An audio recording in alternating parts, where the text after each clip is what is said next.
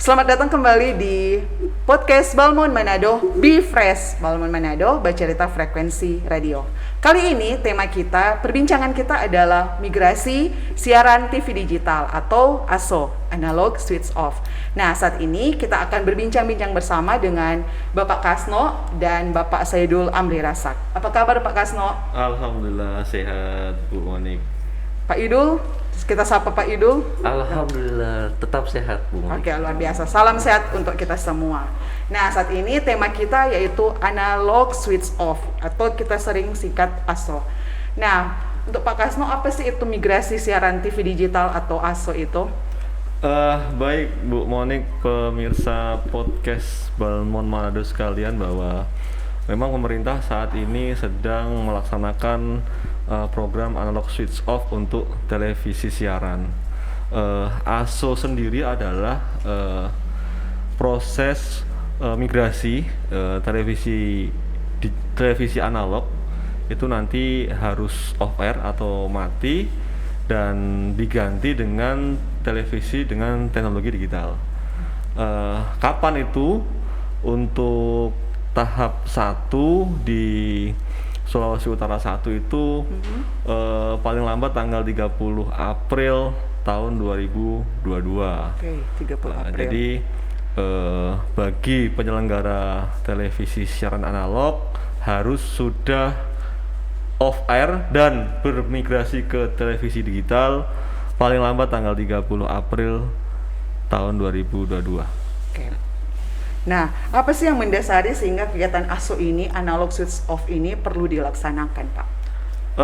Kalau ASO sendiri sebenarnya adalah amanah dari Undang-Undang Penyiaran Nomor 32 ya, yaitu pasal 60A Undang-Undang Penyiaran Nomor 32 tahun 2002, sebagaimana diubah dalam Undang-Undang Nomor 11 tentang Cipta Kerja, di mana di situ amanatnya adalah bahwa pelaksanaan migrasi TV analog ke televisi digital itu maksimal paling lambat tanggal 2 November 2022. Itu yang pertama. Jadi ASO ini atau migrasi dari analog ke digital ini merupakan amanat dari undang-undang.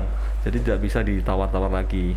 Kemudian yang kedua, sebenarnya kita sudah sangat tertinggal dengan negara tetangga, bahwa dulu kita pernah mau melakukan migrasi di tahun 2012 ya Pak Idul ya. Iya.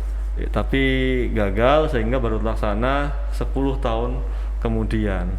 Kemudian yang ketiga, tentunya dengan adanya analog switch off ini kita punya nanti yang namanya frekuensi yang bisa kita gunakan untuk Dividen. teknologi yang lain. Jadi ada efisiensi dan efektivitas penggunaan spektrum frekuensi radio. Seperti itu Bu Moni. Oke, jadi satu karena adanya amanat dari Undang-Undang Cipta Kerja Nomor 11 tahun 2020, kemudian ternyata ada alasan lain juga, yaitu ada efisiensi, kemudian efisiensi pita frekuensi, gitu sebagainya. Nah, kemudian itu hal dasar. Apakah bisa dijelaskan sih perbedaan sebenarnya TV analog dan TV digital itu? Pak Idul, boleh? Ya, terima kasih Bu Monik. Jadi bagi penyelenggara TV sendiri, penyelenggara siaran sendiri, ada efisiensi infrastruktur yang bisa dilakukan ketika bermigrasi ke digital. Jadi harus dibedakan nih antara TV digital nih buat penyelenggara sama buat masyarakat. Jadi buat penyelenggara sendiri efisiensi infrastruktur dengan terjadinya sharing infrastruktur, di mana satu penyelenggara itu bisa melakukan mengcover penyelenggaraan TV digital untuk 8 sampai 12 penyelenggara. Jadi kalau sebelumnya masing-masing nih, misalnya SCTV atau Indosiar, masing-masing ada penyelenggaranya, towernya dan sebagainya, bangunannya. Ketika melakukan migrasi, ada beberapa penyelenggara TV digital yang bisa bergabung untuk melakukan penyiaran dengan menggunakan satu kanal. Oke. pakai itu ini.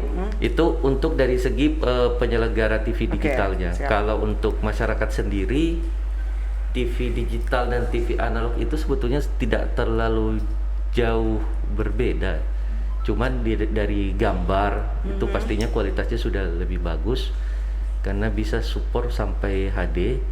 Terus dari sisi pemakaian misalnya antena kita nggak perlu rubah. Jadi itu yang harus agak digarisbawahi untuk masyarakat bahwa tidak perlu membeli perangkat antena tambahan. Jadi antena itu Tidak perlu mengganti ya, tidak Pak? perlu diganti karena jalurnya masih sama, Bu. Masih sama menggunakan pita frekuensi UHF. Kalau untuk untuk pesawat televisinya sendiri itu harus mensupport teknologi modulasi DVB-T2. DVB-T itu ya. Kalau tidak support televisinya maka harus menggunakan set-top box. Penggunaan set-top box. Tambahan lagi set-top Perangkat box. set-top box. Jadi bisa nih dicoba. Jadi yang pertama kita nggak perlu langsung beli STB dulu, Bu. Dicoba dulu deh di search auto, di search. Kalau kita sudah punya dapat, TV, berarti pesawat televisinya masyarakat itu sudah support untuk TV digital. Kalau belum, baru mengalokasikan anggaran untuk membeli set-top box set-top itu. box. Televisi seperti apa sih? Berarti kayak televisi tabung itu pasti, atau yang kayak sudah smart TV yang berbasis LED itu kita cari sendiri dulu ya Pak manualnya, bahwa ini sudah mendukung atau belum, baru kita bisa membeli perangkat set-top box atau tidak ya Pak? Gitu Ya, kan? jadi kalau televisi-televisi yang keluaran 2-3 tahun terakhir ini semuanya sudah support TV digital, Bu. Jadi, tapi kalau keluaran-keluaran lama apalagi masih TV tabung, menggunakan tabung, istilah itu, TV tabung gitu. Itu pastinya harus pakai menggunakan perangkat tambahan yang saya sebutkan tadi, STB, set-top box. Jadi pastikan antena tidak perlu diganti nih para pendengar. Kemudian yang pasti hanya kalau masih TV tabung pasti harus menggunakan perangkat set-top box. Kalau udah baru pastikan dulu kalau sudah ada mendukung DVB-T itu. Nah itu kita melihat tadi Pak Idul juga sudah menyinggung soal penyelenggara siaran. Nah jadi menurut Pak Kasno apa saja sih yang harus mereka siapkan untuk bagi penyelenggara siaran TV digital ini? Kalau untuk penyelenggara ya, kan selama ini penyelenggara TV analog itu kan sebelum bersiaran itu wajib memiliki yang pertama itu namanya izin penyelenggaraan penyiaran IPP. Kemudian yang setelah punya IPP maka mereka harus punya ISR. Nah, untuk penyelenggara MUX digital atau yang sebagai penyedia MUX itu tentunya sebelum memancar itu wajib memiliki ISR untuk MUX-nya, ya izin stasiun radio. Jadi kalau di Sulawesi Utara itu ada 3 penyelenggara MUX. Yang pertama TVRI selaku LPP, Lembaga Penyiaran Publik. Kemudian yang kedua ada Metro. Kemudian yang ketiga ada Trans. Jadi ketiga penyelenggara itulah yang nanti akan menyelenggarakan MUX di wilayah Sulawesi Utara 1 yang meliputi Kota Manado, Kota Bitung, Minahasa Utara, Kota Tomohon, dan Kabupaten Minahasa.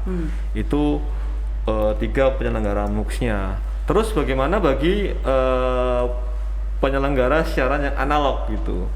Bagi penyelenggara siaran analog maka dia harus bermigrasi, dia harus melakukan migrasi IPP ke digital, kemudian bekerja sama dengan penyelenggara MUX untuk mengisi MUX-nya gitu. Jadi seperti hanya mengisi kontennya saja gitu.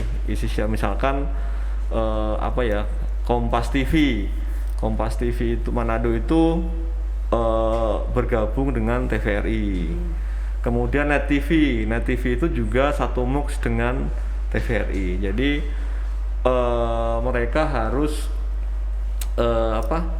memiliki IPP penyesuaian IPP digital ya gitu. Kan dari analog ke dari digital analog ke itu. digital untuk mengisi konten bersiaran dan mengisi konten di penyelenggara MUX tadi itu. Jadi bagi yang tidak sebagai penyelenggara MUX, TV analog existing yang tidak sebagai penyelenggara MUX, maka dia harus bergabung dengan penyelenggara MUX yang ada, tapi harus punya IPP penyesuaian digital, siaran digital. Ini dari analog ke digital betul. itu ya, Pak. Jadi tidak berhak lagi dan tidak boleh bersiaran secara analog. Seperti itu, Bu. Jadi per tanggal 30 April itu ya, Pak. Tanggal 30 April 2022. Itu yang Sulut 1. Sulut 1.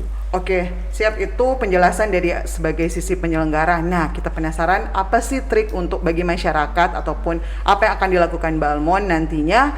Kita kembali setelah iklan layanan masyarakat berikut ini.